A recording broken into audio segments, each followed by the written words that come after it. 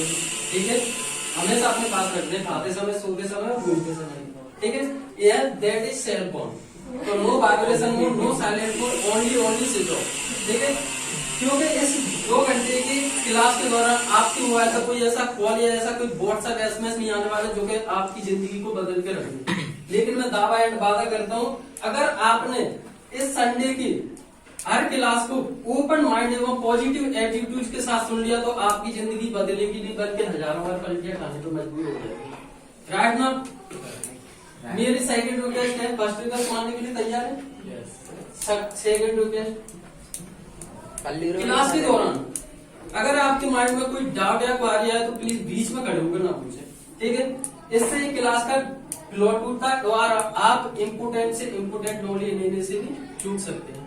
ठीक है, तो आपके पास एक डायरी रहती है हमेशा, उस डायरी में आपके पास जो भी क्वेश्चन, जो भी कार्य आते हैं तो उसमें आप नोट कर लीजिए। ठीक है, और क्लास 2 घंटे की क्लास के बाद आपके लिए 10 से 15 मिनट का डाउट क्लियर सेशन रखा जाएगा, जिसमें आप अपने डाउट क्लियर कर सकते हैं। ठीक है, आपको जो नॉलेज दी जाएगी उसमें अगर आपको लग रहा है कि मुझे ये समझ में नहीं आया, ठीक है, तो उसके बाद में जो क्लास के बाद में जो 10 से 15 मिनट का डाउट क्लियर सेशन रखा जाएगा उसमें आप अपने डाउट क्लियर कर सकते हैं। ठीक है, तो हमें अगले दिन क्या चैप्टर दिया गया था? शिक्षा के बारे में।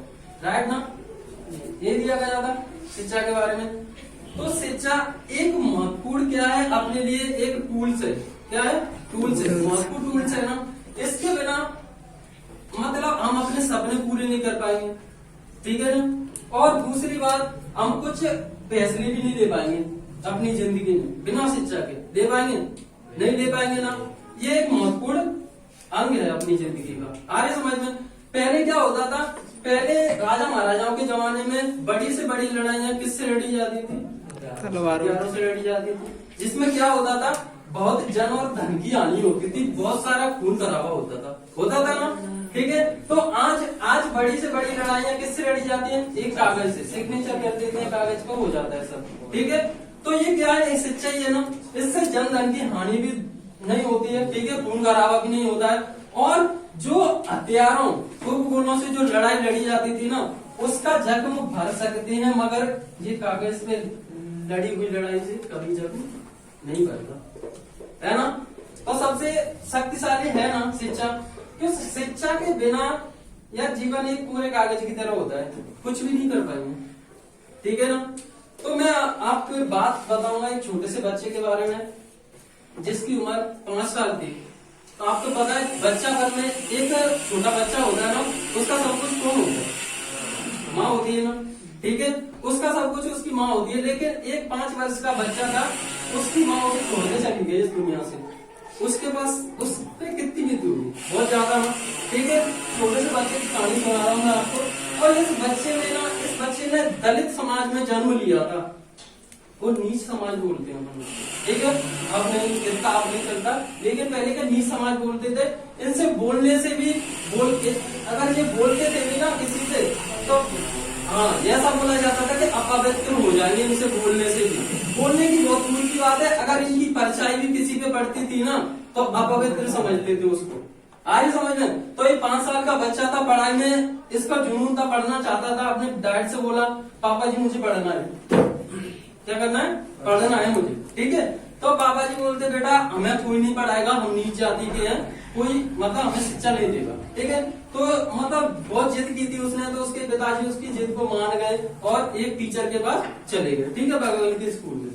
ठीक है, तो उस टीचर से उसके पिताजी ने भी जिद की थी कि मेरा बच्चा पढ़ना चाहता है, और उसका बच्चा भी उसके साथ गया था। वो 5 साल का जो बच्चा था उसके साथ गया था, और उस बच्चे की उस टीचर ने नॉलेज देखी तो उसने बोला मैं इसको पढ़ा सकता हूँ, मगर कुछ डिमांड है मेरी। हाँ, कुछ शर्तें रखी थी उसने। तो वो बोला था कि ये पढ़ा तो दूंगा मैं से, मगर क्लास में अंदर नहीं पढ़ाऊंगा, क्लास के बाहर गेट पे बैठ के पढ़ेगा ये। ठीक है, और फर्स्ट रिक्वेस्ट मेरी यही है कि क्लास के बाहर पढ़ेगा, और सेकंड है कि ये किसी भी बच्चे से बोलेगा नहीं। ठीक है, और थर्ड है किसी बच्चे के साथ खेलेगा नहीं। ठीक है, ये थी उसकी डिमांड।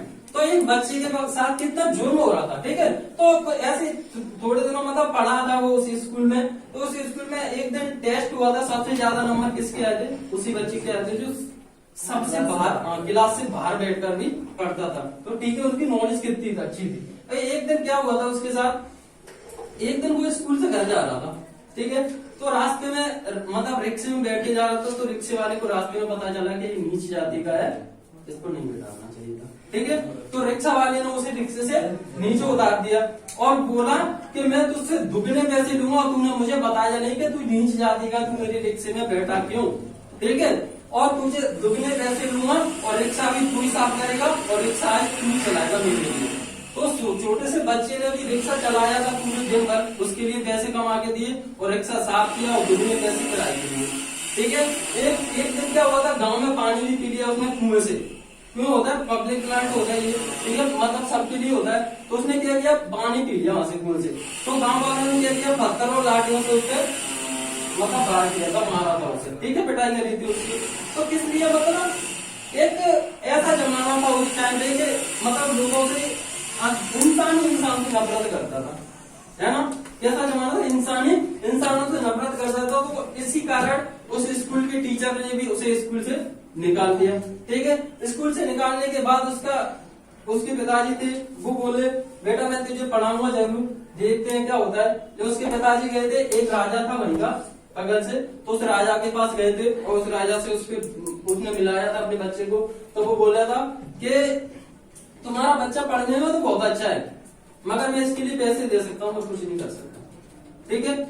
तो उसके पिताजी बोले बस पैसा ही चाहिए और कुछ नहीं चाहिए। तो पिताजी उस राजा ने उनको पैसे दिए थे, वो पैसों को लेकर के कहाँ गया, बम्बई, ठीक है। तो बम्बई में उन्होंने पढ़ाई की थी, तो इंटर उन्होंने इंग्लिश मीडियम से किया था, ठीक है। सबसे टॉप आए थे, बीएससी और डीएड वगैरह सब उन्होंने बम्बई से की थी, ठीक है। तो बम्बई में उन्हें स्कॉलरशिप दी गई थी कॉलेज की तरफ से, सरकारी कॉलेज थी तो उसकी तरफ से उन्हें स्कॉलरशिप दी गई थी। उसके बाद कहाँ गए थे, विदेश, कोलंबिया यूनिवर्सिटी लंदन में, ठीक है, कोलंबिया यूनिवर्सिटी गए थे। तो वहां पर उन्होंने कुछ दिन पढ़ के क्या किया था, अपनी एक किताब के ऊपर अपनी थीसिस लिखी थी, मतलब अपने दिमाग में जो वो थे उनके विचार थे वो लिखी थी। तो उस किताब के ऊपर आज किसकी स्थापना हुई थी, बैंक ऑफ इंडिया के, जो आज भी चल रही है। आगे समझ में, एक 5 साल का बच्चा जिससे सब नफरत करते थे, उसकी वजह से आज क्या चल रही है, एक बैंक ऑफ इंडिया बैंक जो है ना वो चल रही है, ठीक है। तो ये उन्होंने ऐसे काम किए थे। उसके बाद में उन्होंने अपनी पढ़ाई पूरी करने के बाद में उन्होंने क्या किया था, जो एक दूसरे से, तो इसके लिए क्या किया था, उन्होंने एक संविधान लिखा था, तो मतलब समान अधिकार दे दिया सबको, ठीक है, समान अधिकार दे दिया सबको, मतलब कोई किसी से नफरत नहीं करेगा और किसी के लिए असमान अधिकार नहीं, सबके लिए समान अधिकार है, सब अपनी बात मनवाना चाहते हैं, ठीक है, और सब आजाद रहेंगे, ठीक है। पहले क्या होता था, आजाद नहीं होते थे, पहले सबसे ज्यादा अत्याचार किसको होता था, लेडीजों को होता था ना, लेडीजों के साथ क्या किया जाता, सिर्फ शादी होते थे उनकी और घर में रखा जाता था, ठीक है। ना तो उनको अपने सपने पूरे करने का अधिकार था, ना कहीं जाने का अधिकार था, ना कहीं घूमने का अधिकार था, ना किसी से बोलने का अधिकार था, ठीक है। और एक तो कहता था पतिव्रता धर्म चलता था उसी टाइम पे। तो पतिव्रता धर्म का मतलब था जिसका अगर पति मर जाता था ना जिस औरत का, उस औरत को भी जिंदगी जला दिया जाता था उसके साथ ही। कितना जुर्म होता था, नीतियों होता था कि नहीं। आज इसी बच्चे की वजह से क्या हुआ था, ये पतिव्रता धर्म भी मिट गया था। आगे समझ में, तो इनका नाम क्या है, डॉक्टर भीमराव रामजी अम्बेडकर, ठीक है। एक बात बता मुझे, एक निचले पायदान से उठा हुआ बच्चा इतना इतिहास रच सकता है, तो आज हमारे पास तो बहुत कुछ है यार, हम कुछ भी कर सकते हैं ना। लेकिन क्या है कारण कि हम सोचते नहीं है, दिमाग में जोर ही नहीं देना चाहते। मोबाइल चलाएंगे, फेसबुक चलाएंगे, व्हाट्सएप चलाएंगे, इसमें जोर दे लेंगे पर करियर पे जोर नहीं देंगे, क्योंकि यार ऐसे खत्म हो जाए, है ना। तो ये है, अगर आप चाहते हो कि सफल होने का फॉर्मूला कहता है कि पहले तो आप अपनी बुरी आदतों को पहचानिए। क्या है, सफल होने का फॉर्मूला कहता है कि पहले तो आप अपनी बुरी आदतों को पहचानिए, ठीक है।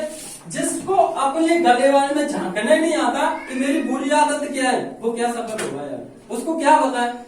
आगे समझ लो, जिसको ये नहीं पता कि मेरे अंदर क्या बुरी आदतें हैं, मैं किसके साथ जाता हूँ, किसके साथ बैठता हूँ, क्या पीता हूँ, क्या खाता हूँ, उसको यही नहीं पता तो उसको क्या रास्ता बताएंगे कि बेटा तू ये कर, बताएंगे उसे कुछ रास्ता। जो समझदार होगा उसी को बताया जाएगा ना। एक बार क्या होता है, बीरबल जो अकबर होता है ना, अकबर के दरबार में 56 भोग चल रही होती है, ठीक है। तो 56 भोग होते हैं, तो शाम के टाइम पे अकबर बोलता है कि भाई खाना खाओ सब, ठीक है, 56 भोग का है आज, तो खाना खाओ सब। तो बीरबल होता है, एक इंसान था जो बीरबल, जिसको हमेशा सवाल जवाब करने का शौक था, ठीक है, हर चीज में टांग अड़ाता था, हर चीज में, ठीक है। तो वो बोलता था मैं खा लेता अगर वो होगी तो। अरे बीरबल, अकबर बोला यार बाद में बोल देना, तुझे क्या बोलना है बाद में बोलना, अब पहले खा ले। नहीं मैं खा लेता अगर वो होती तो। अकबर बोला पता कौन होती। अब बीरबल बोला भूख। बीरबल क्या बोला, भूख, ठीक है।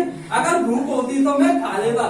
तो सच बात है यार, अगर भूख ना हो ना इंसान को, भूख ना हो इंसान को, तो 56 भोग भी खट्टी डकार लाएंगे कि नहीं लाएंगे।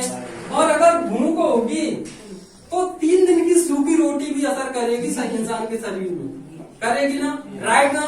तो यही कारण है कि हमें पहले क्या भूख जगानी है अपने अंदर, अपनी जो कमी है हमारे अंदर उनको क्या दूर करना है, उनको निकालना है बाहर, तब जाके हमें अच्छी जो क्या करना है उसके लिए पहले दिमाग करने। तो ये होता है अपना। तो इसके लिए किस शिक्षा के बारे में बताया, तो अपना अगला टॉपिक क्या था, ड्रीम और गोल सेटिंग, ठीक है। मैंने नेक्स्ट वीक भी आपको बताया था ड्रीम एंड गोल सेटिंग के बारे में। तो ड्रीम एंड गोल सेटिंग क्या होती है, पहले तो हमें क्या है लिख के रखना है यार, क्या करना है, लिख के रखना है। मैं मानता हूँ किसी को बता मत, मगर लिखो जरूर। आपसे यहाँ पे पूछा नहीं जाएगा कि आपका ड्रीम क्या है, आपका गोल क्या है, पूछा नहीं जाएगा आपसे, गारंटी लेता हूँ। मगर आपको क्या है, लिख के रखना है कि मेरा ड्रीम ये है, ठीक है।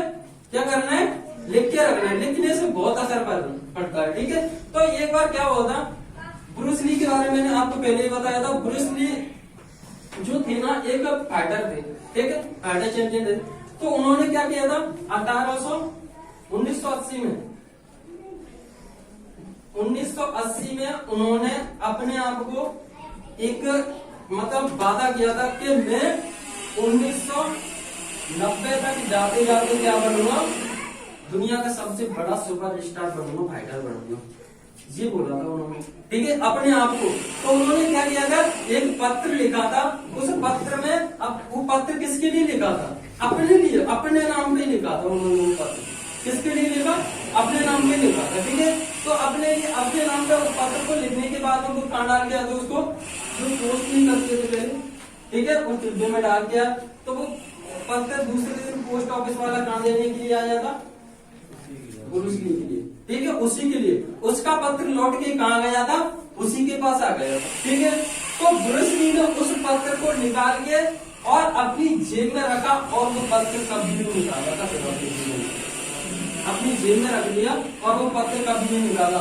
उन्होंने पढ़ा था, मतलब उन्होंने पढ़ के देखा था, दोबारा से पढ़ के देखा था, लिखा उन्होंने था, मतलब पढ़ के देखा था उन्होंने दोबारा से कि क्या लिखा है, लेकिन वही चीज लिखी थी। तो उन्होंने क्या किया था कि मतलब उनको ध्यान रखा, उन्होंने ध्यान रखने के लिए, मतलब जैसे कि होता है ना, अपने दिमाग को कोई मैसेज कब जाता है, जब अपन किसी से टच होते हैं, राइट बात है ना।